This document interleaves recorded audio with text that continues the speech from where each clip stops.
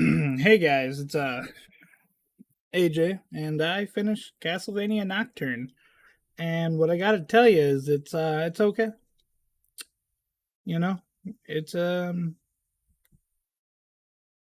exists. Yeah, wouldn't say it's better than the original. Um,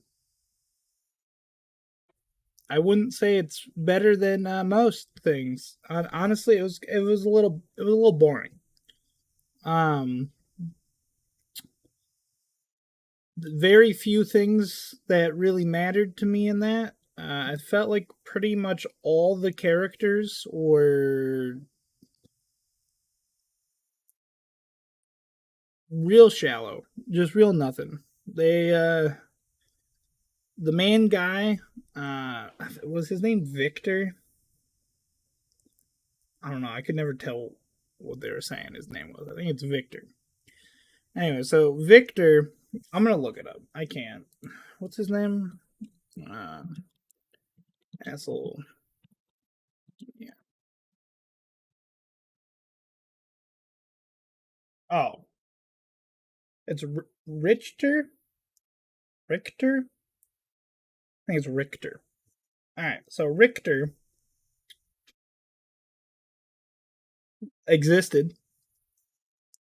Um, I have quite a few problems with Richter. My main gripes with Richter here is that he's basically Trevor, but without all the things that made Trevor interesting.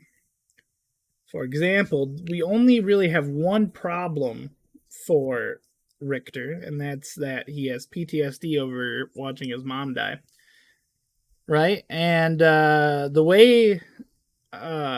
Oh, by the way, I should have said spoilers. My bad. But the way this really plays out is that he meets his mother's killer and he runs away. Has some flashbacks, um, cries a little bit, sits next to a lake, weeps a little bit, and then he gets up and he goes to a bar. But he has no money. Ooh, no, he has no money. So someone buys him lunch or breakfast, whatever time of day it was, and he goes over to say thank you to the stranger, and the stranger says, "I do not like you, Sam. I am," and he says, "Damn, why not?" And that's the end of that until boom, a vampire busts into the bar and says, uh, last time I was here, you said if I ever showed my face again, you'd kill me. Well, here I am. And the old man steals Richter's whip and kills the vampire.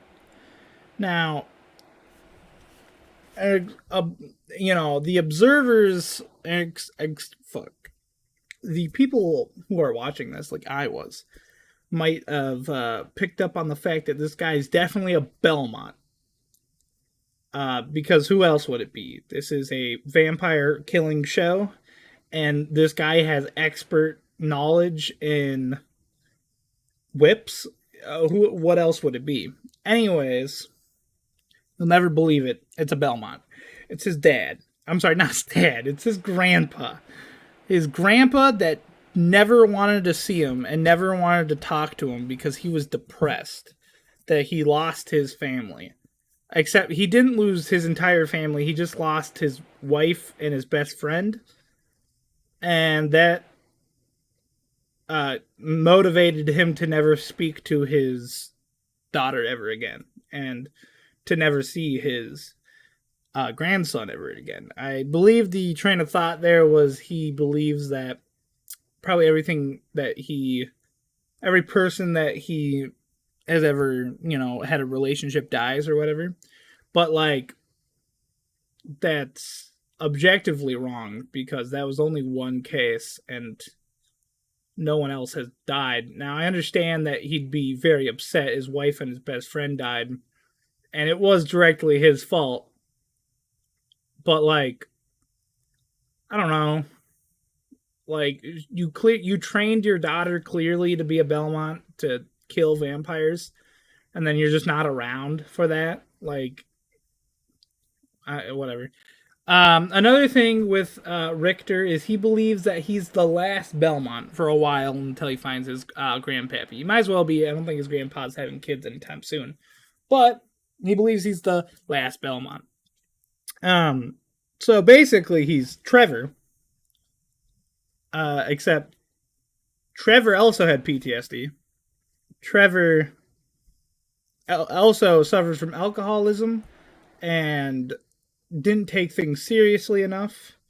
He also had violent, he had anger issues and, had a lot of flaws, one could say, that made him feel human. Victor, his only flaw is he has PTSD. And that he can't use magic, but he can't use magic because of his PTSD, which he gets over with, by the way, in one episode. They show him crying, he meets his grandpa, and then he's done. That's the end of his PTSD. He gets over it immediately. So that was something. Anyways, Victor's just a shallow version of Trevor. Maria, the only thing I know about her is Viva Revolution. So there's that. She really wants to be a part of that revolution. She's also the priest's daughter, and that's about as deep as that goes. Then there is Annette. I think I'm saying that right. Annette is the best character. Best character in the show, by far. Because she actually has a backstory that's interesting. She was a slave. She was born into slavery. And her mom was doing witchcraft, and that got her mom killed. And then she ran away. Then got dragged back and was about to be branded, but she got up and used some magic, ran away, and then found a man that I don't remember his name at all. Oh man, the guy dies like super quick, so I never cared.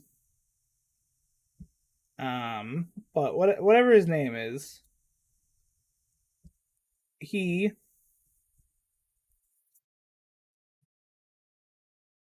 exists. So his main thing was he was a free man.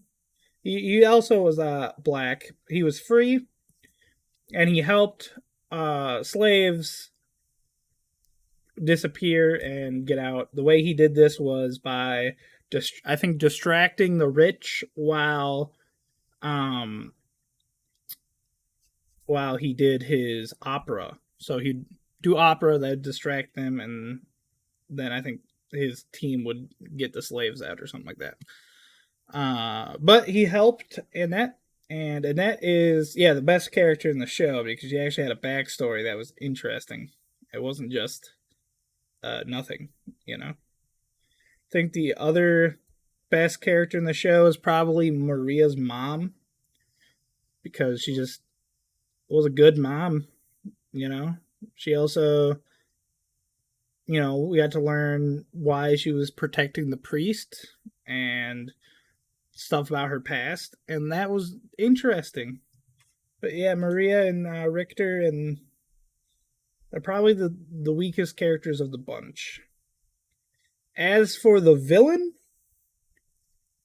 you know nothing about her other than she is a very strong vampire lady, and she might be a god or something. They keep on saying she's a god. They keep saying that, but like,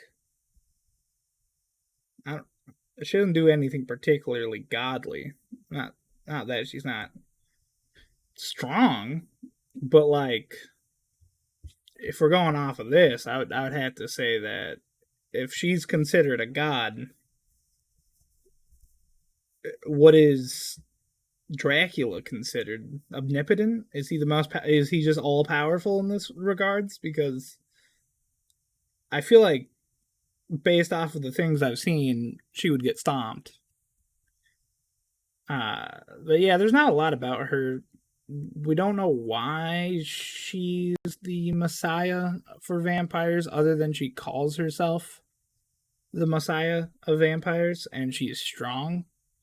There's nothing she does that would make me feel like any vampire should get behind her, other than she's just powerful. Which I guess that's kind of how vampire society works. They just get behind whoever's the most powerful. But I don't know. That was something.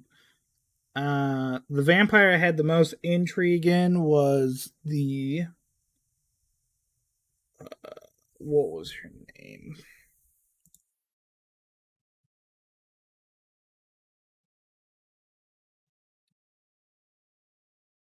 You know,